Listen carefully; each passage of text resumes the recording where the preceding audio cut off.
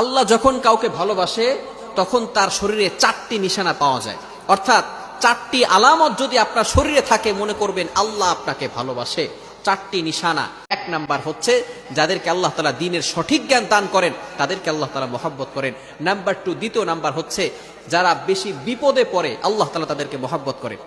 যার শরীরে দেখবেন একের পর এক বিপদ আসতেছে, অসুস্থতা আসতেছে, বারবার বিপদ, একের পর এক বিপদ, একটা বিপদ যাওয়ার পর পরে আরেকটা বিপদ আসতেছে, আপনি হতাশ হবেন না প্রিয় ভাই।